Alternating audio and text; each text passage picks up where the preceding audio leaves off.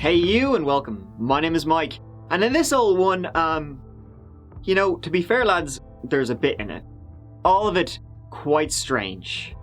And all of it centering around a woman named Shanna Liz Golyar. Weirdo. Remember how we talked about the story of, Janelle Potter recently enough, right? Well, this one and that one they're kind of like they're in cahoots. So look forward to that. In this video, we're going back to Nebraska, and we're also going to the year 2012, to when Shanna Golyar, well, she always got what she wanted. Or tried very hard to, at least. Like, super hard. We got Facebook posts, we got emails, we got online fakery. So let's give it a go.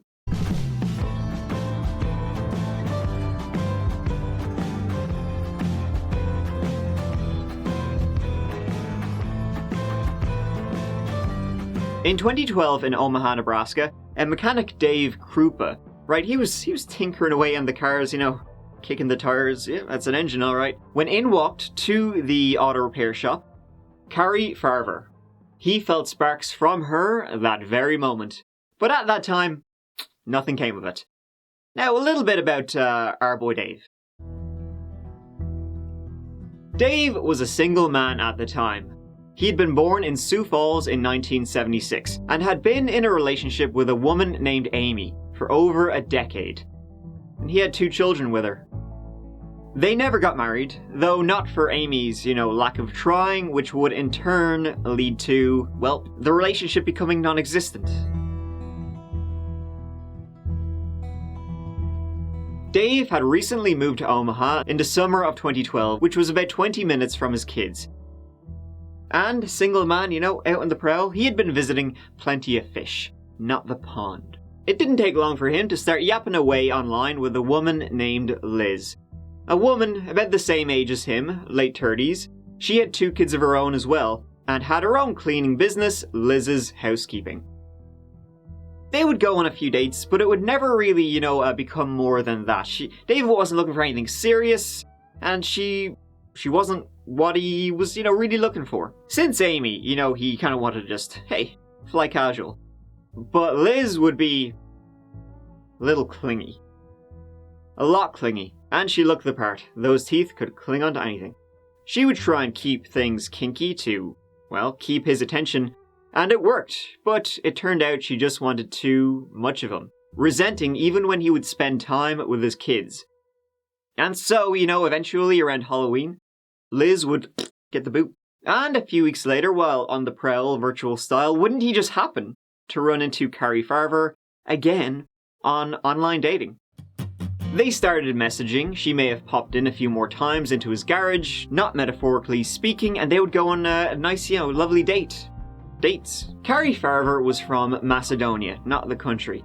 She was fairly popular and had a son named Max. She would put herself through college, where she would be studying computers, but she also struggled a little bit with depression.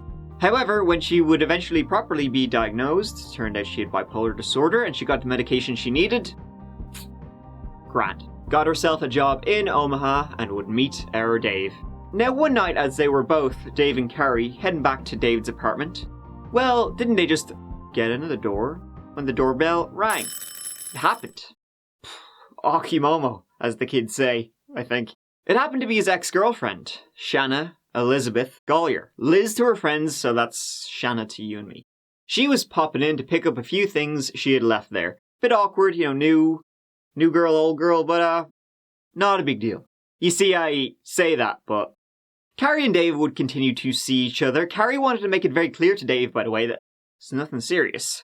To which, as you can imagine, Dave was delighted. Cari, as it turned out, she worked really close to Dave's apartment, where she was a computer programmer. So, things just happened to work out. However, Cari seemed to have gotten him good. Even though she was the one who, said, let's not make this serious, Dave, well, he liked her a lot. And this feeling would continue to grow as November 2012, we rolled into it. Around that time, Cari had a big project in work. She was spending a lot of time at Dave's place. And on Tuesday, 13th of November, she was in Dave's place, sitting on the couch in PJs, as David was out to work early that morning. She'd be following to do the same not long after.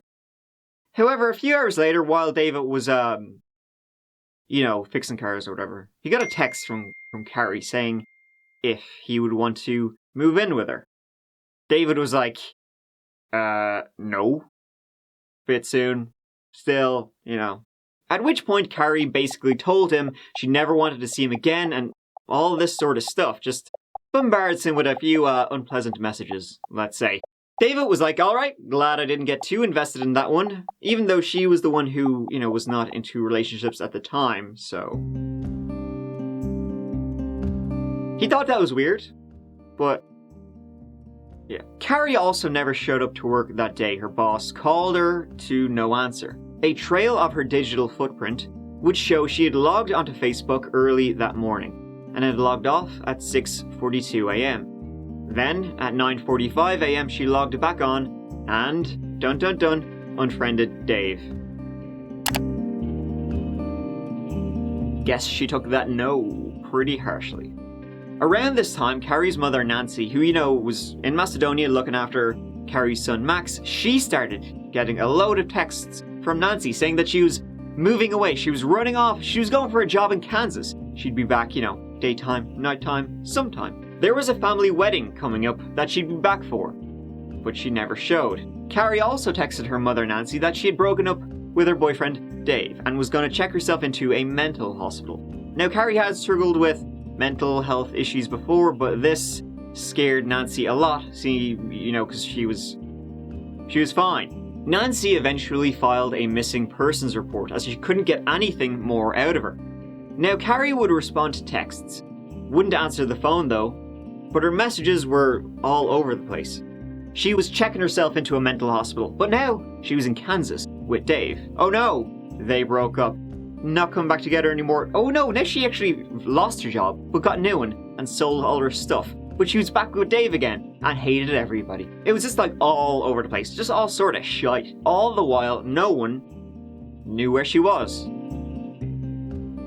Nancy was convinced she had some kind of breakdown and she needed to find her. So, Cari sent her mother a picture of this check, as Cari had sold all her stuff. And so Nancy needed to find out who Cari had sold all her stuff to. The check was signed Shanna Golyar. So the police arrived at Liz's place. Liz, we're friends now. Liz told the police she believed Cari had stolen her checkbook. Probably at a time, Cari and Liz, they accidentally ran into each other at Dave's place.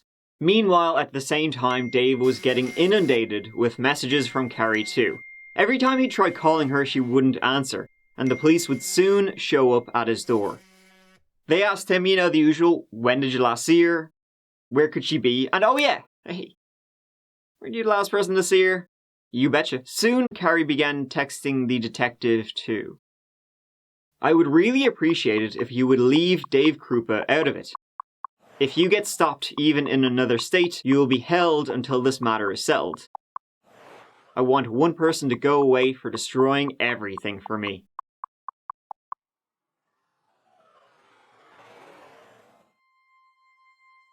See, it seemed from these texts that Cari blamed Liz for the breakup. The Liz that, David had been broken up with before he got with Cari. It seemed like someone had gone to space and had a grudge against poor old Liz, which was confirmed when Liz found this painted in her garage. So now Cari was a stalker too. And so weeks went by with texts and stalking and Cari watching seemingly everything they were doing. Cari would also post on her Facebook account, just batshit stuff. David hadn't, supposedly, seen her in weeks, though she was still unleashing a torrent of texts upon him. Some were normal, others, well, not so much. Giving out about Liz Golyar mostly. She is a whore, you shouldn't be with someone like that. And then, I hope we can see each other soon. And it would seem like she was seeing him sooner than he thought. He'd be like, watching the telly, and she'd be texting him or emailing him. Hey, I see you enjoying, the basketball game. Enjoy that beer you're drinking. It's really weird. She was doing the same to Liz. I'm out in your garage, so what should I do to your car? I see my handiwork is still on the wall, and would send pictures of her showing the inside of her garage.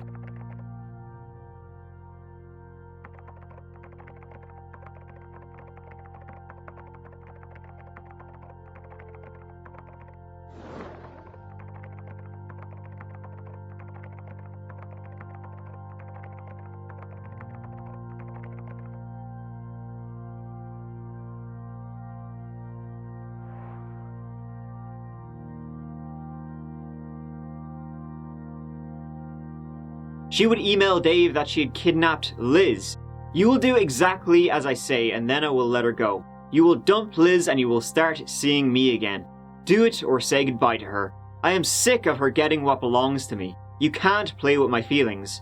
Understand? Do it or say goodbye to her." She would send this picture too.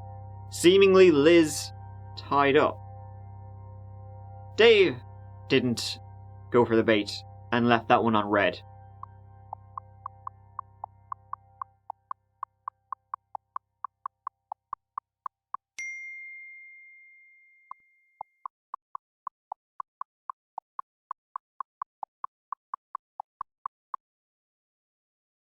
One night, when he was at his ex Amy's house, seeing his kids, he got this email.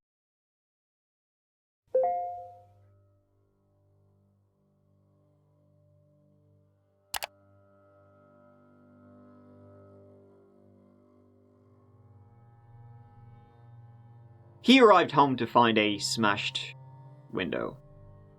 Then one day while out driving, Dave, this was in January, 2 months since anyone had seen Cari, he came across her truck, just parked there.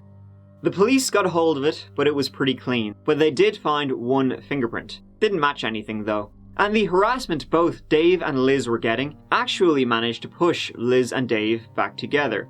They were both constantly filing complaints, and were both shitting themselves as it seemed someone was watching their every move. The police, however, were having no luck finding her. She was a computer expert. They thought maybe, they could trace her communications, but it seemed like she was encrypting them. An arrest warrant for her was issued, but they had no her. Dave and Liz would give the police their phones, allowing the police to download everything, but still didn't give them any Cari. Cari would post this on Facebook. "I have answered enough questions to prove myself to everyone. I am done. You can't either believe I am your daughter, mother, sister, and friend that you have known your whole life, or you can just leave me alone. I have proven myself over and over and I'm done. I left on my own free will and I am sick of everyone giving me a hard time for doing what I needed to do. I am not missing, I just don't want to come home right now. I am a grown woman, and if I feel like leaving home, I have the right." Now the messages obviously didn't seem like they were written by Cari, but neither did her actions. This would go on until in the August of 2013, Liz's house would be set on fire. She and her kids were in the process of moving, so they weren't there, although her 2 dogs, cat and snake, were. It seemed things had severely escalated. Dave soon received another email.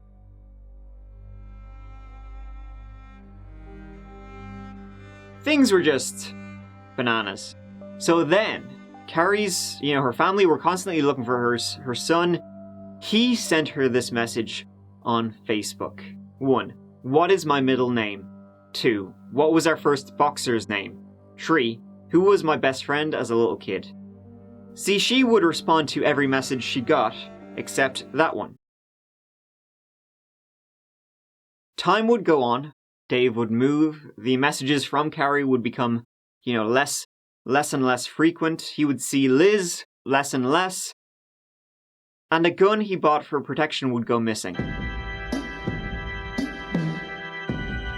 In April 2015, a pair of new detectives took on the case. A case that was huge at this point in terms of paperwork. Countless paperwork of messages and emails and what have you. And the detectives started thinking about one thing. Was it really Cari doing all this? See, there was 2 detectives, and they decided to split up the task. One detective went with the idea she's still alive. She's out there somewhere doing all of this. She was the one who was doing it and was still out there. The other detective decided to go with the theory that she was dead, and that someone else was impersonating her and doing all this. Well, it turned out that the detective who was going with the theory she was alive pretty soon ran into a dead end. And not long after, they also learned Liz was filing another harassment complaint. This time, not against Cari, because the emails are slowing down. She was filing a harassment complaint against Amy Flora, Dave's ex.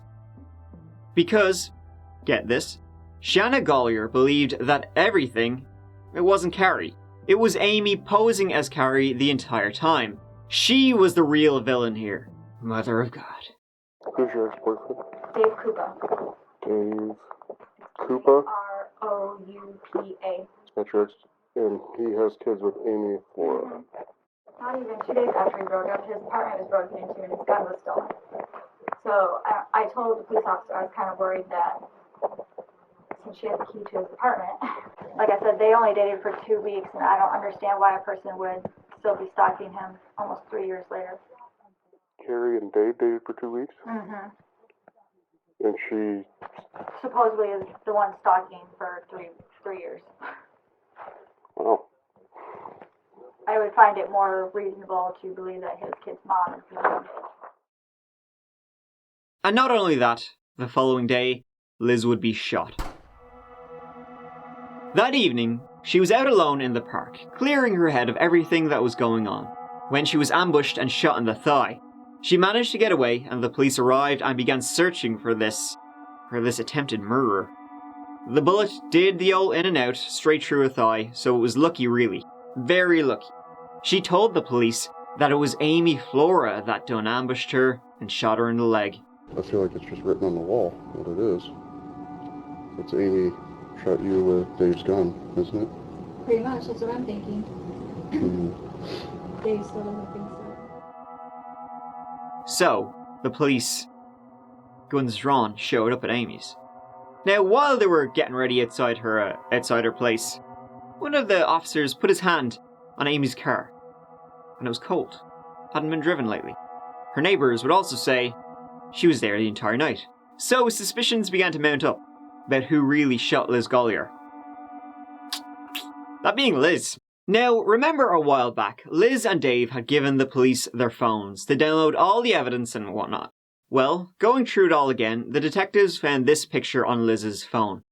It was a picture of Cari's truck, but the date on it was from before it was found by Dave, a month before.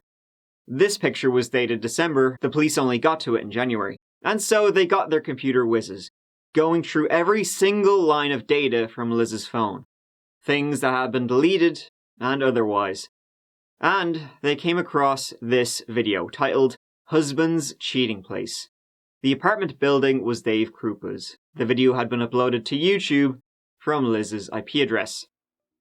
And each new piece of information, every email, Facebook post, text, upload, uncovered, solely pointed back at Liz. She visited an email proxy server where she would fire off these emails. The fingerprint found in Cari's car. Well, guess who it was? Wasn't Cari's.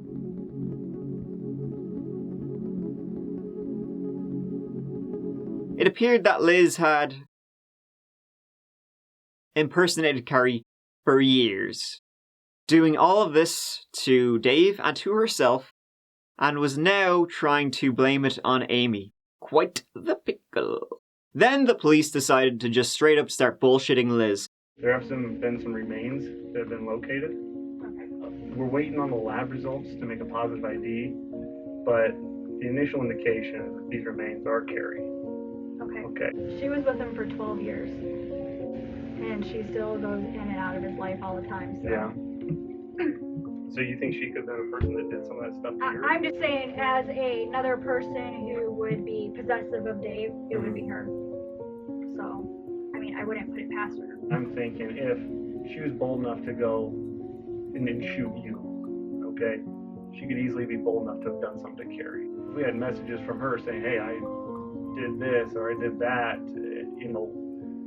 I could easily start building that case. Right. If she made anything real threatening statements or inferred that she ever did anything to Cari, because that's like gold to me if we had something like that. See, maybe they had found Cari. They hadn't. And maybe they agreed with Liz that Amy was behind everything. They did. Of course, Liz, seeing that the police were coming around to her way of thinking. Well, she started forwarding the emails that Amy was sending to Liz. She told me that the sheriffs had found remains, like somebody's dead, and that they thought it was this Cari, and that supposedly they had all this evidence against Amy I'd be damn near moved in with Amy if I were you. And Okay. Since Liz did come and tell you this, I would avoid her like the plague right now. Okay. The person that benefited was her. So she gets to shoot somebody, and then she gets to kill another person, and then she gets to move in with Dave, and she gets to be free. And you guys aren't arresting her. Amy would just send Liz a whole load of emails that were quite incriminating. I got a hold of Cari, and we drive in her car.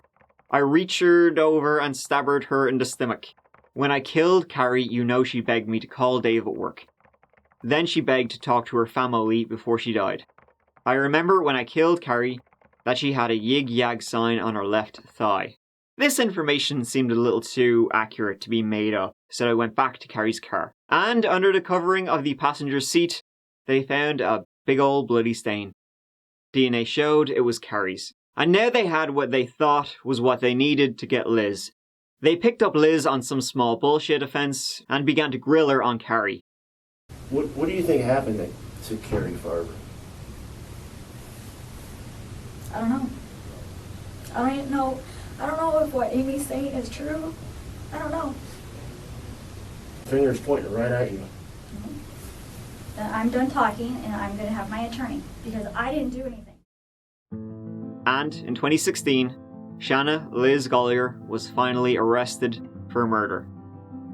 As the trial date loomed, the police went back to Dave, hoping he might have, any final bits of the puzzle that could really help them put Liz away. When Dave, he got out an old tablet that he had put away in storage, and he gave them the tablet, and there was a memory card with the tablet. Now, the memory card had been reformatted, but didn't the old police clackety whizzes? Well, they got what Liz thought she had deleted. They found this picture. It's a foot. Dead person foot. It's Cari's tattoo. Nobody's seen or heard from Cari Farver in more than 4 years, but the defense argues with no body and no clear evidence of a murder, Shanna Golyar cannot be convicted. Dressed in plain clothes, 41-year-old Shanna Golyar appears in court for day one of her bench trial. She's accused of killing 37-year-old Cari Farver. This is a bizarre and twisted case of a fatal attraction. It's about an obsessive woman that would stop at nothing to get what she wanted. And prosecutors say what Golyar wanted was a man that Farver was seeing. Attorney Brenda Beadle outlining the events in the days before and after Farver went missing in November of 2012. The strange messages, texts, and emails that Beadle says Golyar was behind, pretending to be Farver for years after her disappearance. It's so evil. It's so harsh for this family to see these and get hope. And she continues to do that. 43 pieces of evidence were submitted, most of them data from more than a dozen email accounts prosecutors say Golyar created. Her defense attorney, James Martin Davis, doesn't deny that these pieces of evidence may be true, but says they still don't prove his client killed Farver. And you're going to not hear a single eyewitness saying, yeah, we saw her kill her. We saw her stab her. Not a single eyewitness even saw my client with the victim in this case. Davis arguing that even the blood found in Farver's passenger car seat isn't enough to convict Golyar. We will concede that blood is Cari Farver's, but we don't know when it was shed, and they can't tell you when it was shed. In 2017, Liz Golyar went on trial. The prosecution had a fair bit at this stage, and the motive was pure jealousy. She wanted poor old Dave all for herself, and had to go along with posing as Cari for years to maintain the illusion that she was still alive. The defense went with, well, what that kind of sounds like, fictitious. Though, as we've seen many times, reality is nearly always stranger. But also, they didn't have a body. And, to date at least, they never would. Liz Golyar was found guilty of first-degree murder for killing Cari Farver, and second-degree arson, let's not forget about that, for setting her own house on fire and killing her pets. She got life. Ms. Golyar, what some people are capable of has always confounded and mystified the court. The only true justice in this case would be able to bring Cari Farver back to her family and friends. However, we know that's not possible. The only thing the justice system can provide to the family, friends, and the community is knowing that Cari Farver's killer has been caught, convicted, and will spend the rest of her life in prison. It is the judgment and sentence of the court that Shanna Golyar be sentenced to life imprisonment on the charge of first-degree murder and 18 to 20 years on the charge of arson in the second degree.